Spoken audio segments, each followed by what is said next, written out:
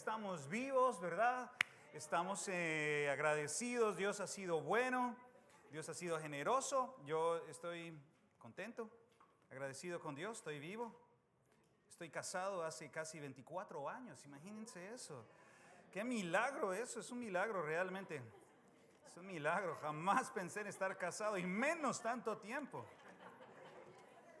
Es un milagro eso realmente.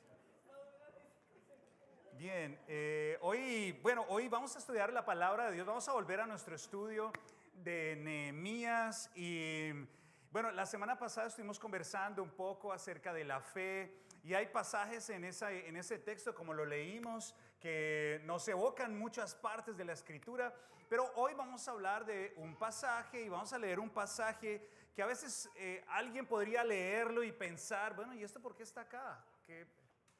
¿Para qué el Señor se dio el trabajo de incluir esto que vamos a leer aquí? ¿Qué tiene que ver esto con el plan de salvación o la revelación de Dios que está desde Génesis hasta Apocalipsis? ¿No habían otras cosas para poner en este capítulo que justo esto que encontramos acá? Que probablemente alguien podría decir, esto no tiene mucho sentido, pero bueno. La verdad es que lo que nosotros aceptamos y sabemos es que la palabra de Dios está inspirada por Dios. Amén. ¿Estamos de acuerdo con eso? El Espíritu del Señor inspiró a los hombres para poner lo que Él consideró que era bueno ponerlo allí y necesario. Así que lo que vamos a leer hoy pues va a tener algo para todos nosotros y nos va a hablar hoy. De eso estoy completamente seguro. Así que les voy a invitar a que abran sus Biblias en el libro de Nehemías, en el capítulo número 5. Ya hace días que no estudiábamos el libro de Nehemías, ahora vamos a regresar al libro de Nehemías.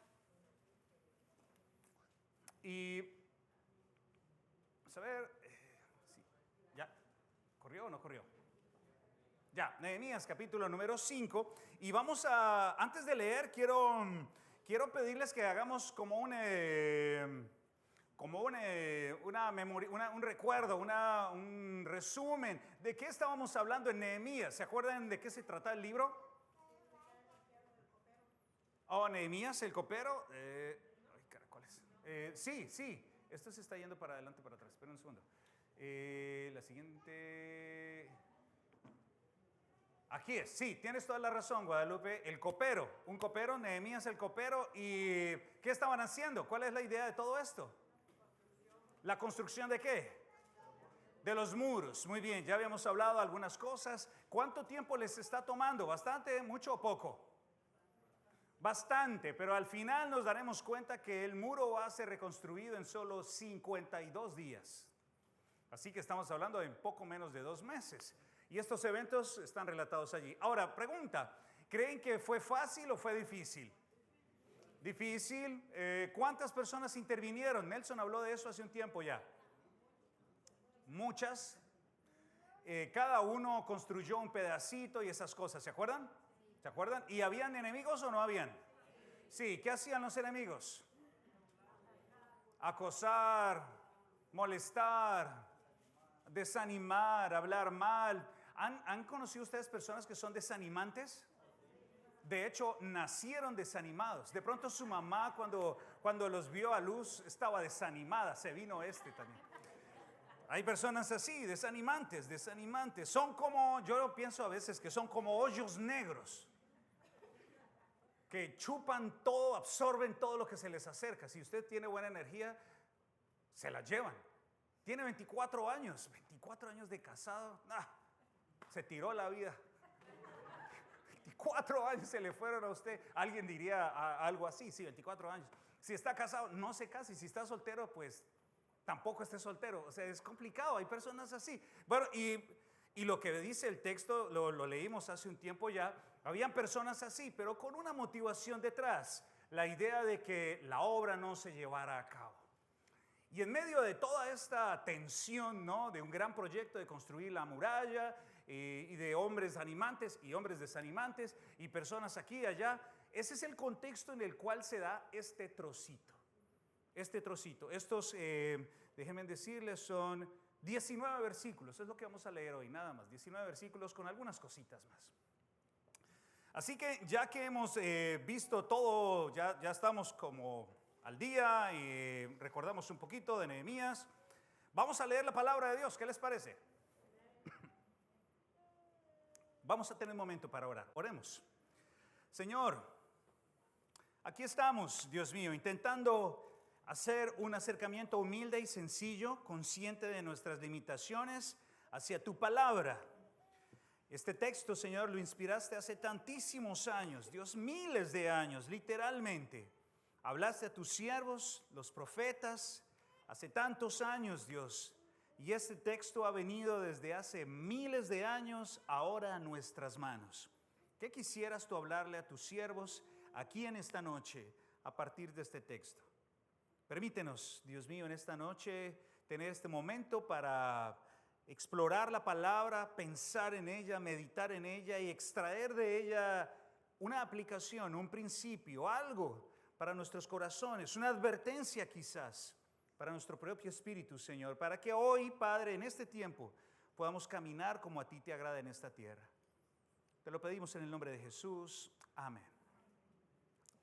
Miren, vamos a leer en la palabra de Dios, en el capítulo número 5 de Nehemías, y voy a leer hasta el versículo número 11. Ahora, vamos a dialogar juntos y les voy a pedir que me cuenten de qué se trata esto. ¿Sí? ¿De qué se trata esto? ¿Qué es lo que está pasando acá cuando avancemos en el texto? Y compartimos opiniones a ver qué encontramos. ¿De acuerdo? Este pasaje está aquí. Vamos a ver. Nehemías capítulo 5, versículos 1 al 11. ¿Están conmigo? Bien, vamos a leer. Dice la palabra del Señor. Entonces hubo un gran clamor del pueblo y de sus mujeres contra sus hermanos judíos. Había quien decía: nosotros, nuestros hijos y nuestras hijas somos muchos. Por tanto, hemos pedido prestado grano para comer y vivir. Había quienes decían: hemos empeñado nuestras tierras, nuestras viñas y nuestras casas para comprar grano a causa del hambre.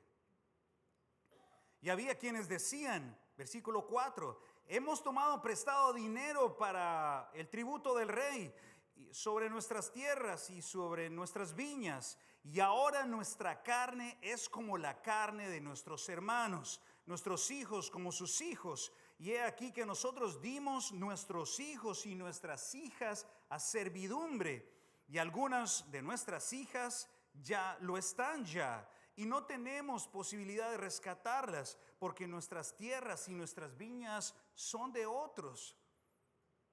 Y me enojé en gran manera cuando oí su clamor y estas palabras. Entonces lo medité y reprendí a los nobles y a los oficiales y les dije: ¿exigís interés cada uno de a vuestros hermanos? Y convoqué contra ellos una gran asamblea y les dije: nosotros, según nuestras posibilidades, rescatamos a nuestros hermanos judíos que habían sido vendidos a las naciones.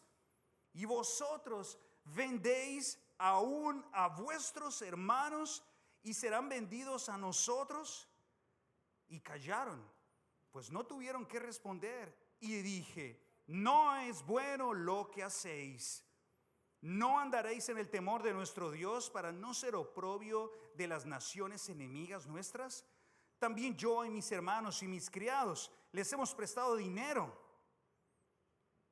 y grano. Quitémosles ahora ese gravamen. Os ruego que les devolváis hoy sus tierras, sus viñas, sus olivares y sus casas, y la centésima parte del dinero, del grano, del vino y del aceite que demandáis de ellos como interés. Hasta ahí, detengámonos ahí. ¿Cuál es la situación acá? ¿Qué ven ustedes? ¿Qué hay acá? ¿Qué se les ocurre? ¿Están qué? Se están reprochando, sí. ¿Y por qué se están reprochando? ¿Quién está reprochando a quién? Bueno, hay alguien que está haciendo una queja. ¿Quién la está haciendo? Bueno, el pueblo se está quejando. ¿De qué se está quejando? de cómo lo tratan los nobles. ¿Qué están haciendo los nobles? Están poniendo muchos intereses. Intereses, ¿cómo definimos interés? Lo que está pasando hoy, ¿qué será? A ver, describámoslo en palabras.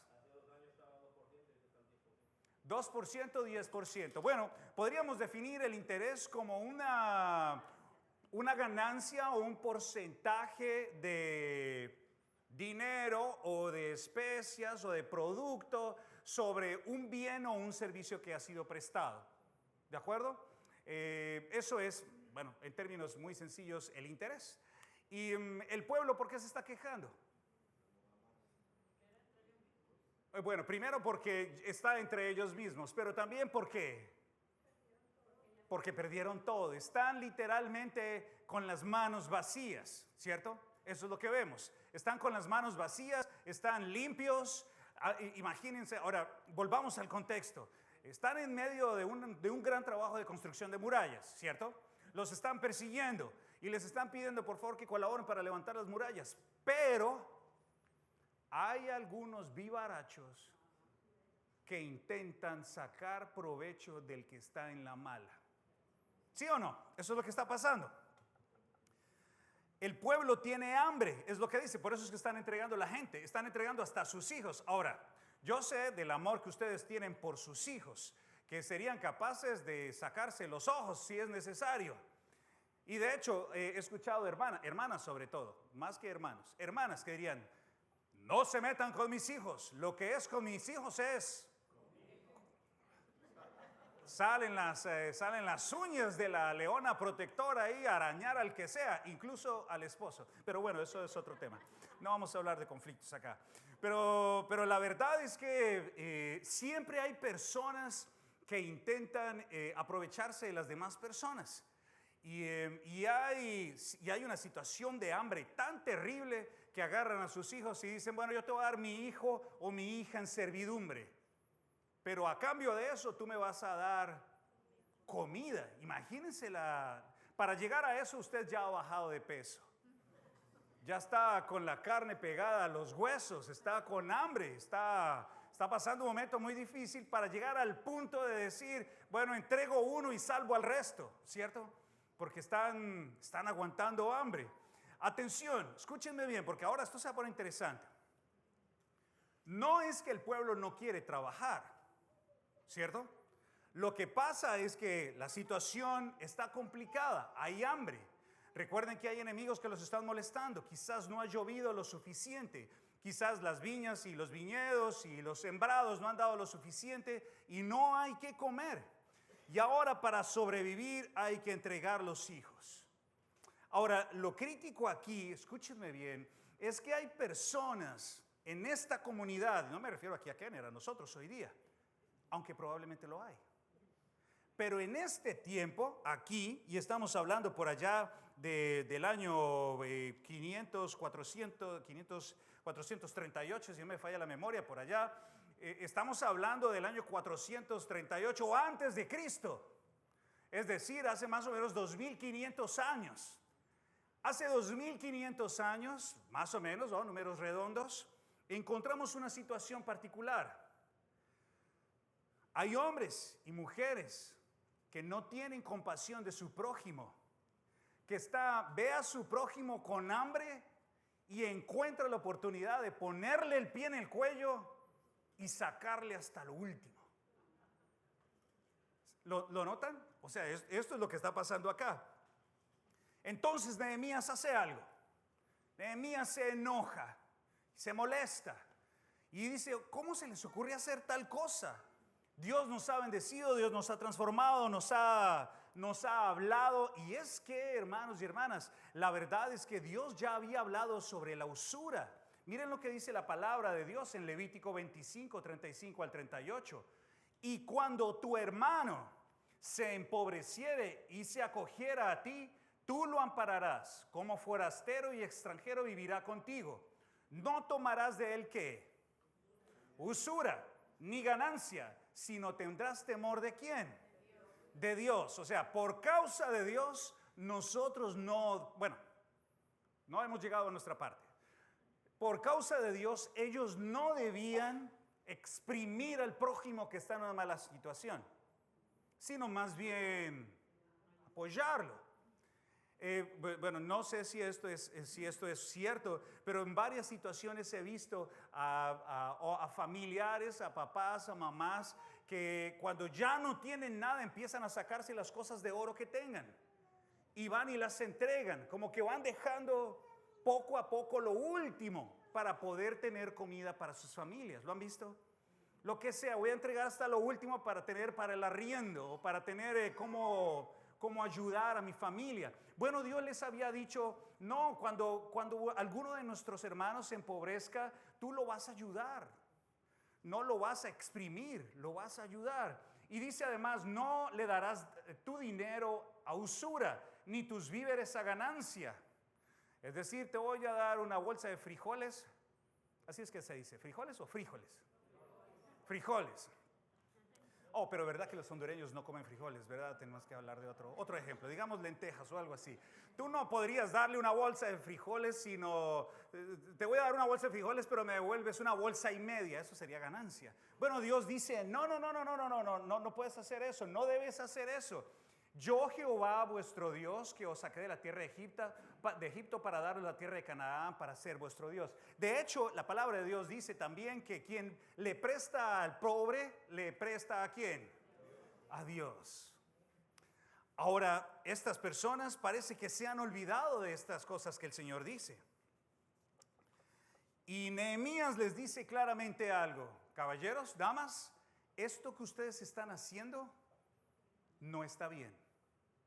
Lo que ustedes están haciendo hoy día no está bien. Esto es falta de misericordia. Esto es deseo de obtener a fruto del sufrimiento de los demás, a fruto del trabajo de los demás, a fruto de la familia de los demás, ganancia para usted. Ahora, hay algo que me impresiona aquí en Nehemías, y es que él dice, miren, de hecho, yo también he prestado dinero. De hecho, yo también he ayudado personas, pero no he hecho tal cosa, no he entregado, no he intentado sacar de ellos provecho. Y hasta donde han estado mis posibilidades, he intentado rescatar a las personas que se han vendido para que vuelvan a nuestro pueblo, porque no está bien tal cosa. Ahora,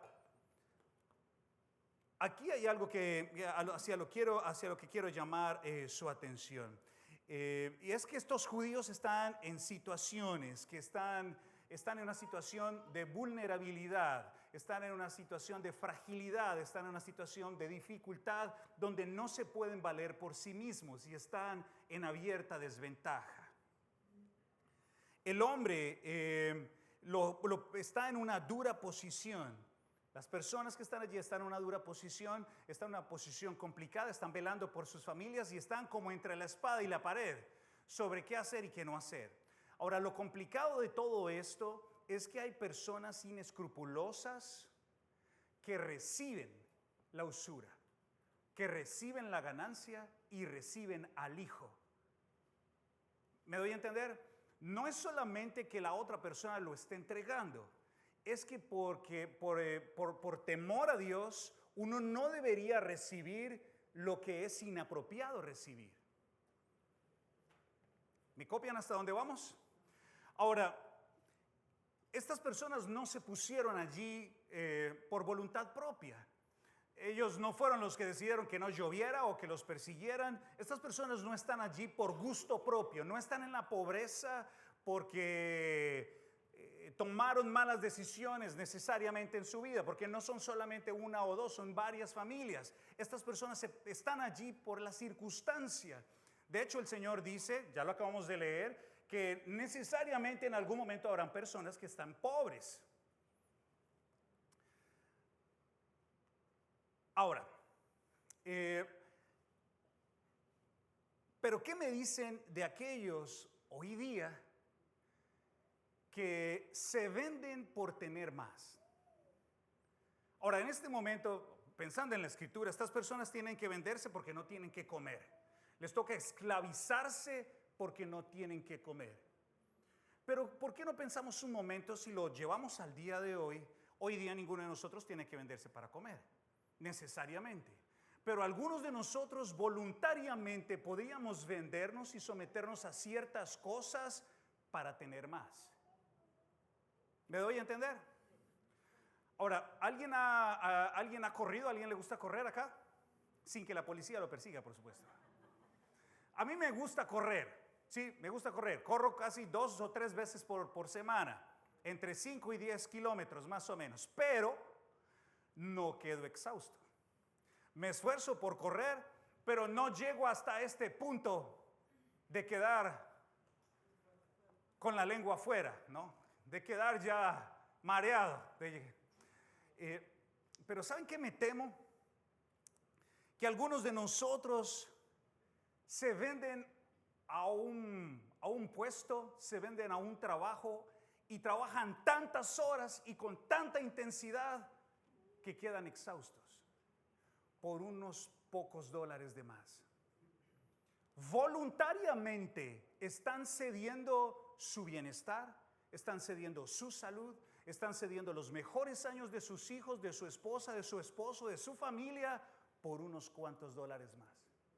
No es algo como lo que ellos están viviendo, es decir, no es algo que fue circunstancial, que Dios permitió que llegaran a eso. No, no es algo así, es algo voluntario. Es algo voluntario por tener más, por ganar más, por alcanzar mis metas, mis sueños, mis cosas. ¿Me copian hacia dónde me dirijo? Ahora, hay un mal muy grande,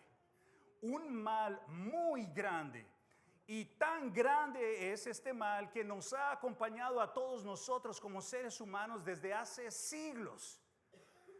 Y de acuerdo a lo que nosotros leemos en las Escrituras, este mal está mucho más atrás que 2500 años antes de Cristo.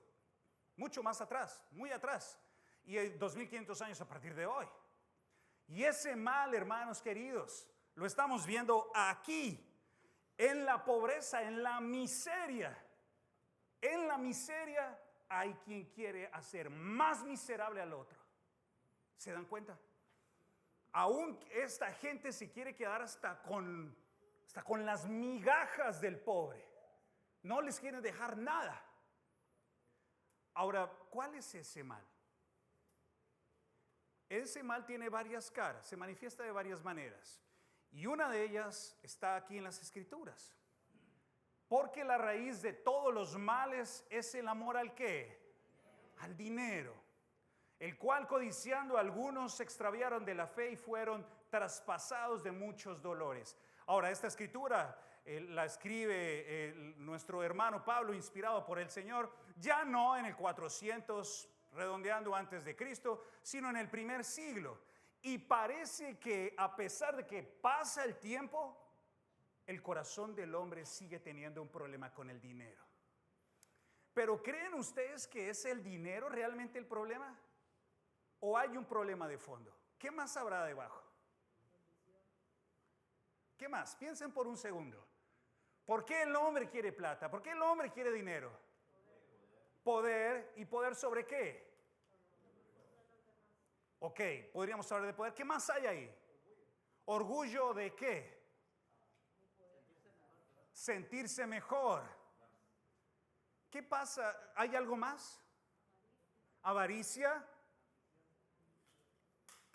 Miren, cuando uno piensa en dinero, piensa en poder adquisitivo, piensa en poder, piensa en fama, pero también necesariamente esto está vinculado a la dependencia o la interdependencia o la independencia de Dios. 3 cosas. O dependo de Dios, o estoy independiente de Dios, es decir, no tengo relación con Él, o mitad y mitad. El hombre ha buscado por siglos su propio camino, tener dominio y control sobre su propia vida, no tener que depender de algo más. Y parece que el dinero le ha ofrecido al hombre esa capacidad de independizarse de Dios y no necesitar del ser superior para poder vivir su vida. El texto dice, lo que estamos leyendo, es que el dinero tiene el poder, tiene la capacidad, esta herramienta tiene la capacidad de trastornarlo a uno y de crear muchos males en nosotros. ¿Cuántos males? Muchos males, muchos males. Ahora, escuchen esto, estuve buscando estas palabras en griego. Esta palabra extraviarse significa deambular, como cuando uno está perdido. ¿Alguien se ha perdido alguna vez en el carro? Empieza uno a dar vueltas para allá, calculando nueva ruta, gire a la derecha. Queda uno perdido, no sabe y dónde es qué, pero ya he pasado varias veces por eso. Bueno, eso es lo que hace el dinero. El amor por el dinero lo hace a uno perder el rumbo y empieza a andar de un lado para otro. Y ahora, hermanos, tengo que ser honesto con ustedes. A veces me recuerda a mis hermanos en mi comunidad que andan deambulando de un lado a otro buscando 50 centavos más en un trabajo, buscando $1 o $2 más y abandonando a sus familias, abandonando la iglesia, abandonando al Dios que dicen que sirven con todo su corazón. Ahora, esto tengo que decírselos con honestidad. Es mejor que ustedes lo escuchen y no que se los cuenten cuando estemos presentados allá delante del Señor.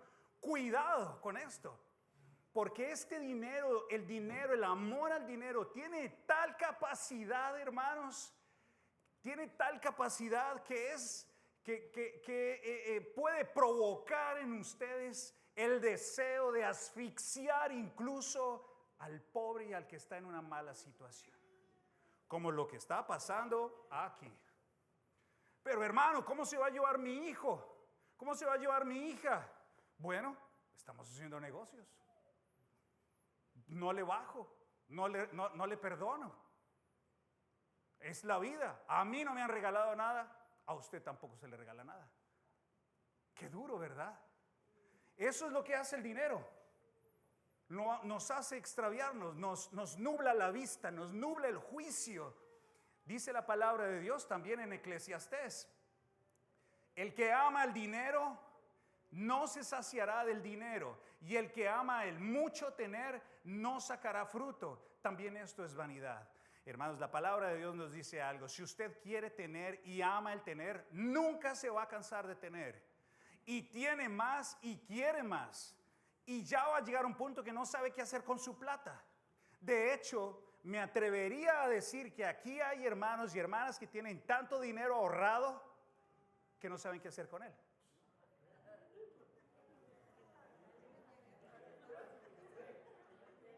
Piénsenlo.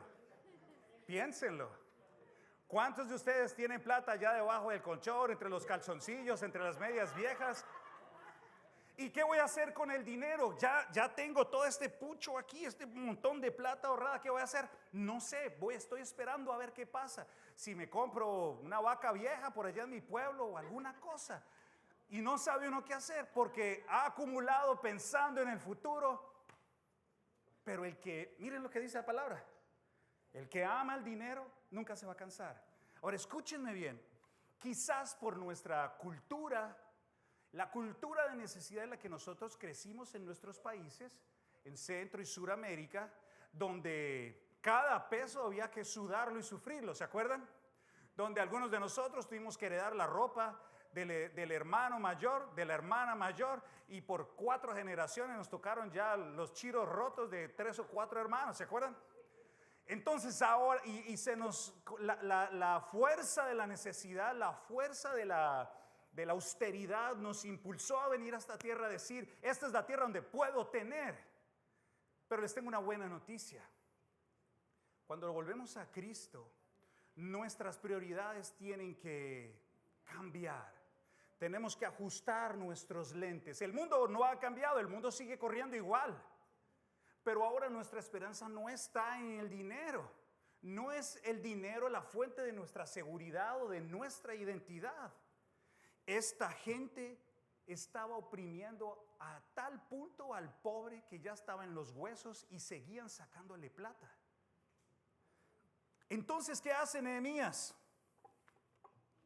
Nehemías les da una llamada de atención y les dice: tenemos que hacer algo. ¿Qué tienen que hacer? ¿Cuál es la solución para esto?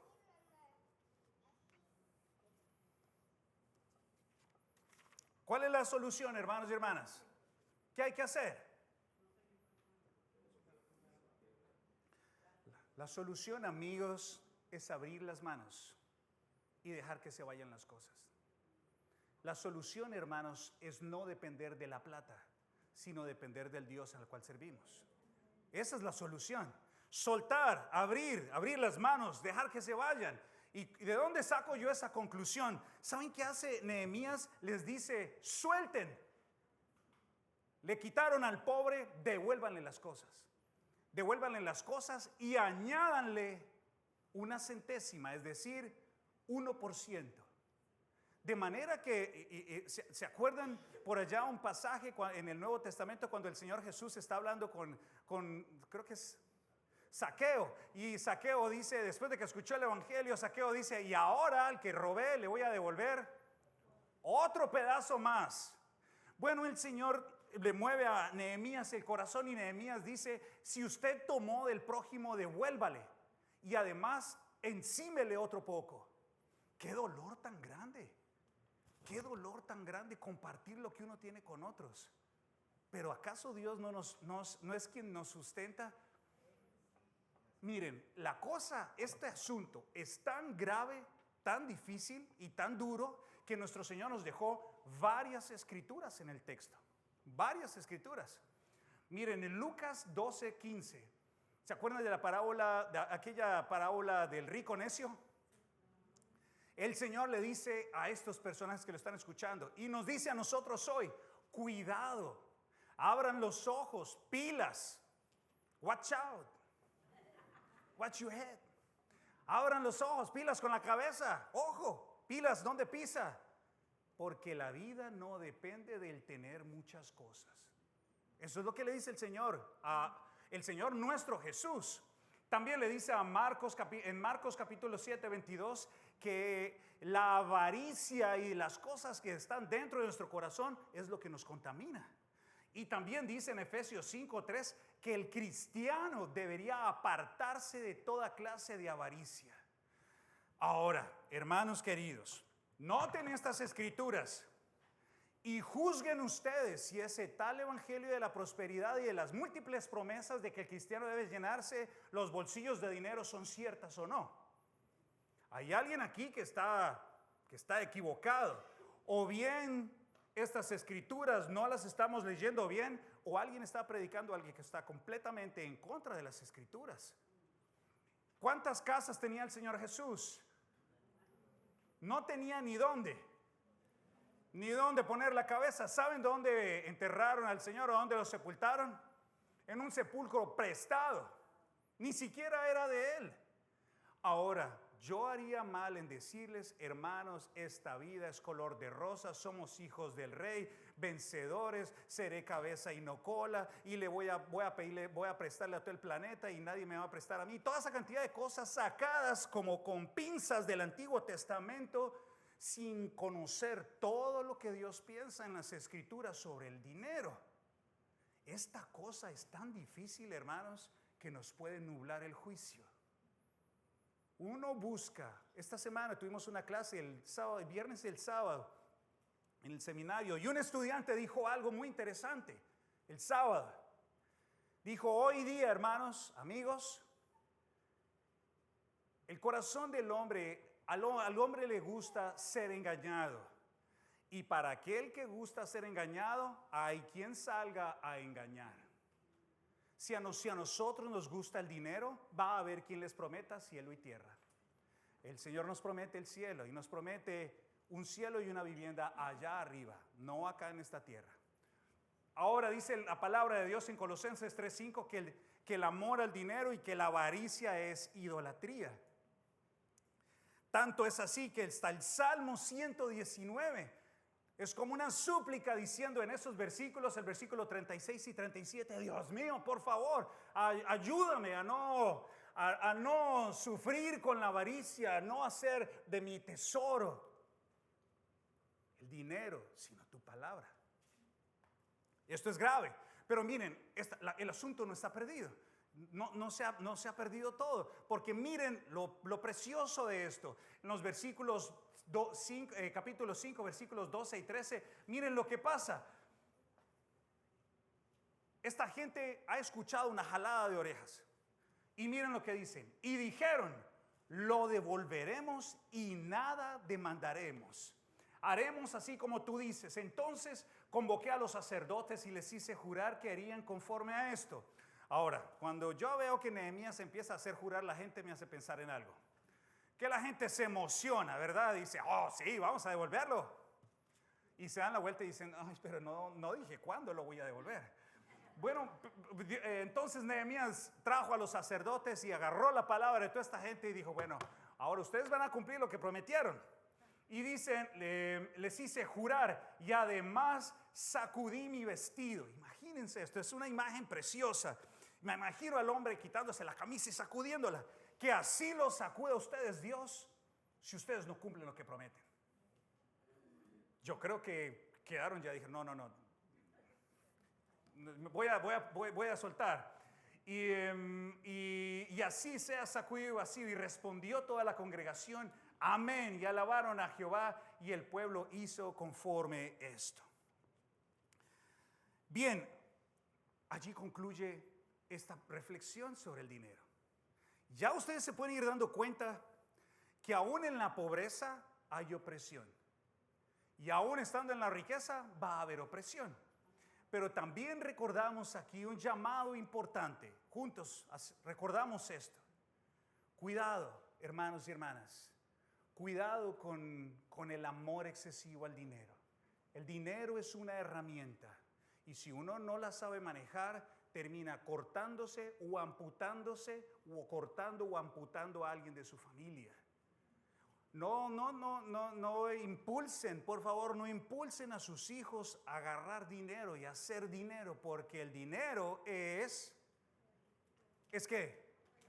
Raíz de muchos males, de todos los males. Tengan cuidado, hay otras cosas más importantes que el dinero. Es lo que nos está diciendo la palabra del Señor hoy. Y luego, para concluir este capítulo, hay unos últimos versículos, hermanos, que me hacen pensar como en una confesión, como en una reflexión en voz alta que hace este hombre, Nehemías. Nehemías es el gobernador y voy a concluir el mensaje en esta noche leyendo estas palabras de reflexión que están a partir del versículo número 14. Aquí cambia la charla, cambia el tono de la charla. Dice, también desde ese día que me mandó el rey que fuese gobernador de ellos en la tierra de Judá, desde el año 20 del rey Artajerjes hasta el año 32, es decir, 12 años, ni yo ni mis hermanos comimos el pan del gobernador. Pero los primeros gobernadores que fueron antes de mí abrumaron al pueblo y tomaron de ellos por el pan y por el vino más de 40 siclos de plata. Y aún sus criados se enseñoreaban del pueblo. Pero yo no hice así a causa del temor de Dios.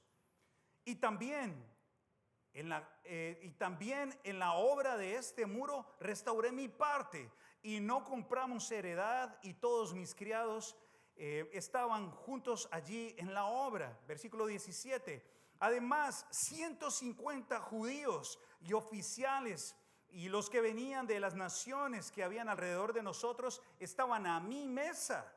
Y lo que preparaba cada día era un buey y 6 ovejas escogidas. También eran preparadas para mí aves y cada 10 días vino en toda abundancia. Y con todo esto nunca requerí el pan del gobernador porque la servidumbre de este pueblo era grave. Versículo 19. Acuérdate de mí para bien, Dios mío, y de todo lo que hice por este pueblo. ¿Qué hace Nehemías, mis hermanos? Esto es como una reflexión en voz alta y me anima mucho a pensar en un hombre que es muy honesto, que es muy sincero y también que es muy consciente de su ética profesional, de su vida como ser humano, como líder. Ahora yo me pregunto si nosotros seríamos capaces de levantar la voz de esta manera delante de nuestra familia y decir delante de nuestra familia: Mi familia es testigo de que yo no he sido avaricioso. Mi familia es testigo de que yo no soy un hombre o una mujer mentirosa. Mi familia es testigo, y que toda la familia pueda decir, sí, ¿cómo no? No, que digan, sí, yo lo creo, yo doy fe de eso. Pues Nehemías apunta a esto. Dice, yo no he usado mi posición para aprovecharme de otras personas. Yo no he usado el lugar donde Dios me puso para exprimir las ovejas y sacarles el dinero. No, yo he pagado de mi propio bolsillo.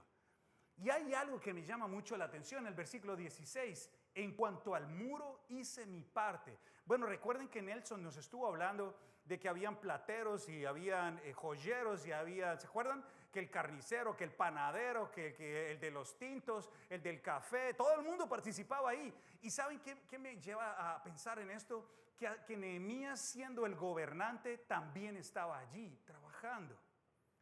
Esto es un ejemplo de líder. Y yo quisiera animarlos, hermanos, con mucha humildad, a que ustedes se esforzaran, igual que todos nosotros lo hacemos, para la obra del ministerio. Para llamar, para predicar, para enseñar, para visitar a alguien, así como Nehemías lo hacía. Que no seamos simplemente observadores, sino partes activas en esta obra. Es lo que dice Nehemías. Y además del versículo 17 y 18 dice, yo pagué de mi propio bolsillo vacas y gallinas. Bueno, dice aves, no sé si serán gallinas, pero yo creo que son gallinas. ¿Tú qué dices, Benjamín? Gallinas, son gallinas. De pronto son gallinas o faisanes o pavos o yo no sé. Pero este hombre dijo, voy a recoger a todos estos visitantes y los voy a sentar en mi mesa y los voy a alimentar. ¿Para qué? Para que el peso no cayera sobre la comunidad. Esto me hace pensar, hermanos queridos, en la necesidad de sentir compasión por el prójimo, de ayudar en la obra, de no enseñorearse sobre otras personas. Esto es muy importante. Y finalmente el hombre dice algo muy especial, Dios mío, acuérdate de mí. Ahora debemos regresar a algo de lo cual ya hablamos hace tiempo. ¿Qué es realmente lo que le agrada a Dios? Bueno, lo volvemos a señalar en esta noche. Está en estas escrituras que leímos hace un tiempo. Lo que yo quiero, hermanos, es misericordia y no sacrificio. Lo que yo quiero es conocimiento de Dios, más que holocaustos. Lo que vemos aquí en estas escrituras y lo que leímos hoy día es la necesidad que tenemos nosotros de ayudar al prójimo, de amar al prójimo, de compartir con el prójimo, así no se lo merezca. Darle de lo que Dios nos ha dado a nosotros y dejar que Dios tome cuenta de ellos. Pero no quedarnos con eso, sino compartir. Hermanos, tengan cuidado. Tengan cuidado porque ustedes y yo fuimos libertados. Fuimos libertados de muchas cadenas. Algunos fuimos libertados de malos hábitos, de vicios, de alcohol, de drogas, de pornografía, de lujuria, de amor por el dinero. Fuimos libertados de muchas cosas, de odios, de rencores, de arranques de ira, de enojos. Fuimos libertados de todo esto. No nos podemos poner la cadena otra vez. Siendo cristianos, no podemos otra vez amarrarnos ahora a la plata y al dinero y a perseguir dólares, porque ese es el futuro. Ahora, no quiero decir con esto que yo no me preocupe por el bienestar de mi esposa y el mío. Yo ahorro. Pero el fin de mi vida, mis hermanos, no es acumular dinero. No es lo que yo tengo como mi prioridad. No es lo más importante. Ahorro y busco administrar junto con mi esposa de la mejor manera los bienes que tengo. Pero no tengo en mis ojos el deseo y la necesidad de estar buscando la oportunidad para hacer más. Con lo que tengo ya es suficiente. Es lo que yo he visto en mi vida y Dios no nos ha faltado. Hermanos, tengan cuidado. No nos vayamos a poner otra vez la cadena. Estos personajes habían vuelto a su tierra después de haber estado en el exilio, sin tierra y viviendo como esclavos. Y ahora vienen a la tierra prometida y ahora se vuelven a esclavizar al dinero. No podemos hacer lo mismo. Ahora, esa es la lección del capítulo número 5 de Nehemías. Ahora vayan a sus casas y piensen si en alguna medida ustedes están como aferrados a algo. Y si usted siente en su corazón que está siendo un tacaño, una tacaña, si está amarrado o es codicioso o codiciosa, piénselo por favor. Si usted no llega a pensar en su corazón, Dios mío, yo realmente tengo problemas con el dinero, póngase de rodillas y pídale a Dios. Dios mío, ayúdame a soltar esto, ayúdame a abrir mis manos. Si tiene alguna deuda, y aquí nadie habló conmigo antes de esta clase, si usted tiene un acreedor y ese acreedor es cristiano, considere perdonarle la deuda. En el año 50, en Israel, el Señor ordenó el jubileo. Cada 50 años se perdonaban las deudas. 7 por 7, 49. El año 49, bueno, estoy en duda si es el 49 o el 50. Quizás sea la hora de sufrir por hacer lo bueno, de sufrir por ser generoso y no por ser tacaño. Eso sería lo más cristiano, ¿cierto? El Señor nos liberó de todas nuestras deudas. ¿Y qué tuvimos que pagar? Nada, no tuvimos que pagar nada. Hermanos, esa es la lección del día de hoy, Nehemías capítulo 5. Vamos a tener un momento para orar y nos vamos a ir para nuestros hogares llenos de gozo, ¿verdad? Amén. Amén. Señor, somos testigos de tu generosidad, de tu abundancia. Tu mano, Señor, no se ha cerrado hacia nosotros. Siempre hemos tenido, Padre, de tu mano la comida y la bebida. Quizás no como lo que en algún momento podríamos pensar, pero somos testigos, Dios, de que hemos visto tu mano hasta este día, abierta y generosa. Tan abierto y tan generoso has sido tú, que nos has regalado el perdón de nuestras faltas, el perdón de nuestros pecados. Tu gracia y tu misericordia han estado sobre nosotros hasta este día. Somos testigos de eso. Padre, permítenos, Dios mío, vivir con libertad, vivir con lo más poquito, con